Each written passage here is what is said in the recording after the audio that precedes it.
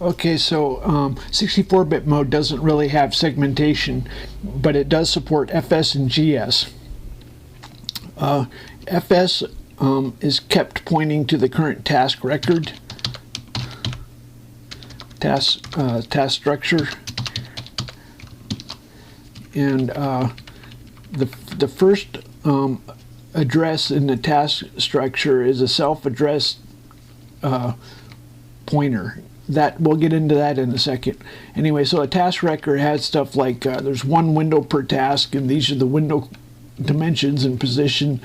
The registers when the scheduler swaps it tells the GS segment points to the current CPU structure, and this is the task CPU. It has the callbacks for drawing, and it has anyway, this you want to get familiar with it. I add user data that's for you to play around with. It's not really a workable solution. If you want to add extra data, you have to create a frame in the symbol table. Anyway, that's the proper way to do it, unless you're me and you can modify the structure.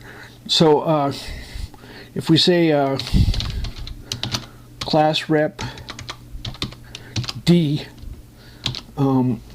this is all the information the compiler has about classes and stuff is still available. So the class name comes first. So we want C task, and then you give you do your debugging at the command line. Anyway, so that this will dump a structure dynamically. So it knows all the compiler information about this class, and it shows all the members, and you can go deeper. So the FS segment register is kept pointing to. Let's look at.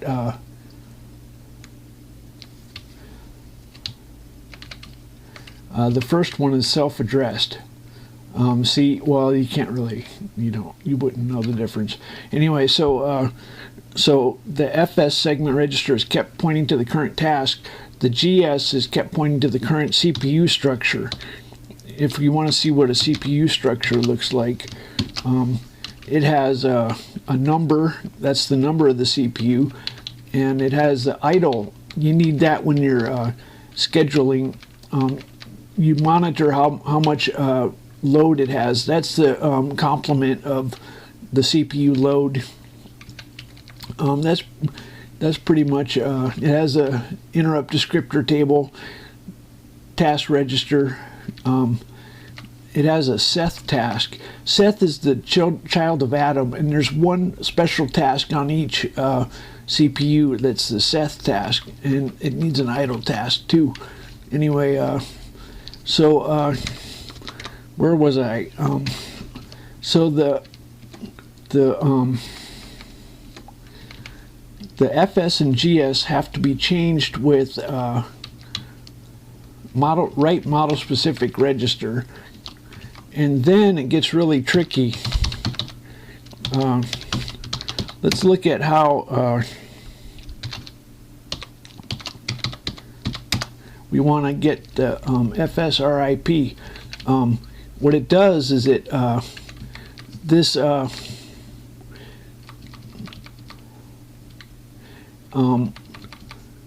32-bit displacements are RIP relative, which the addressing mode is inconvenient. So what you have to do is you have to XOR to get a 0, and then load an offset off of 0 instead of just an offset. And ideally, if this were 32-bit mode, you would do it like this. But in our case, you have to do it with this XOR 0. And there are times when you have to get the self-addressed. The FS is the first value is the self-addressed value. Anyway, so so the class rep D, the document D FS, this shows you can modify this live. You can also modify class rep D. You can put a size. So the window coordinates are somewhere in here, and we can modify. These are live widgets.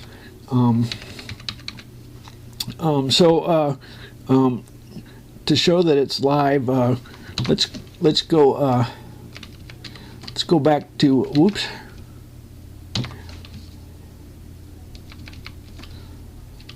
Okay, so this document has a widget.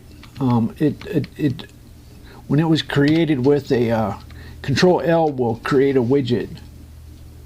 Create a widget. If you do text, and you can say nothing, and define string. If we say my define, we just created a text that's my define. Now if we say my define help, then if we come in here, it says help. These are string indirection, and it works.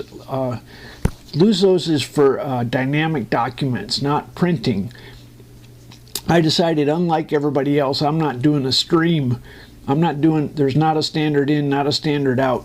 These are dynamic structures. This is not a general purpose operating system. Anyway, so where was I? So the bottom 2 gig is called the code heap. So when it puts global variables, and it puts code in the code heap, it keeps track of which task owns it so that it frees it. That's because do you understand if I say ASM here,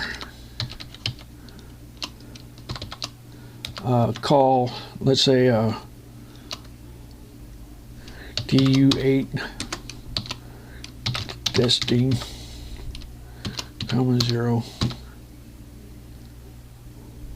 Actually, I shouldn't have. So we have code trace on. That's why. Here are 2 bad labels. Push RSI, move RSI, comma here.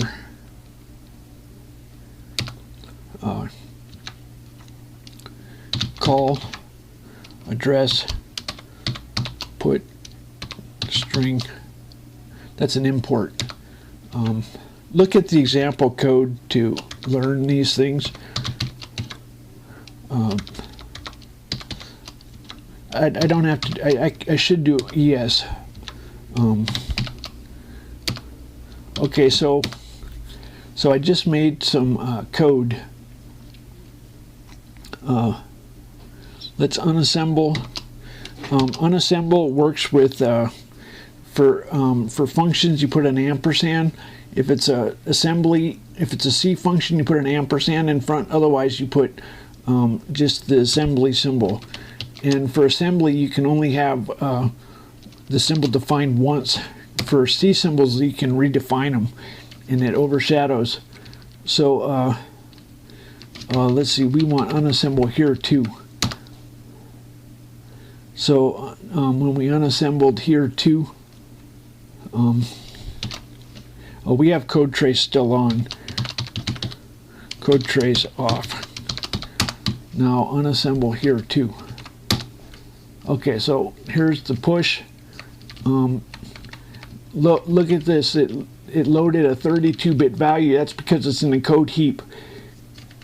And then it did a call. This is a 32-bit. This is a 32-bit call because it's in the code heap. if I didn't have a code heap, I would have to work a lot harder. I would have to use more instructions, and then it does a pop. There's not a most operating systems have kernel in the upper memory. I don't have that. I just put all code mixed up in the lowest. So it just printed testing right there. So I put all code in the lowest 2 gig, but I can allocate big chunks. Actually, memory can get fragmented because I don't use. I always identity map. I give lectures on if you want to play with page tables, I set it up. If you want to play with ring 3, I set it up. If you want to play with PCI interrupts, I give lectures on that in screen memory and timing instructions and some tricks. So you probably want to look at those.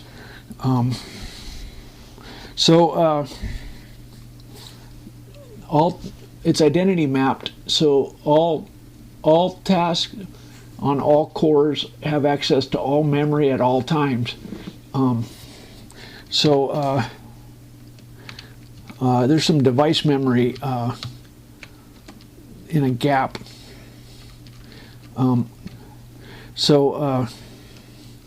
The lowest 2 gig is code heap. Then there's some data. Then there's a gap for 32-bit devices. I don't really do any PCI devices. Then it can go up to I think 64 gig or something, or I forgot, 128 gig. What did I say? These are dynamic. You can change the limit. Anyway, I want to show one more thing. What was I going to show? Okay, so Control Alt Escape creates a new task. Alt V makes it vertically tile. Let's get rid of one. Shift Escape. Alt V. Okay, so now we have 2 tasks. Now let's say I64. Let's do I. There is no I symbol. So if I say I64I equals 1, 2, 3, I just made a variable I. Okay, now it's 1, 2, 3. If I come over here and say I, that doesn't exist. Now, what about J? That doesn't exist. Now, if I say Adam, this Adam sits in a server loop, and he will compile code for you. Adam J. Now, since everybody inherits Adam's symbols, if Adam defines a global variable J, suddenly J equals 567. Suddenly, everybody has J available because everybody inherits his symbols. So he has J now. You can do a map of all symbols, alphabetical order.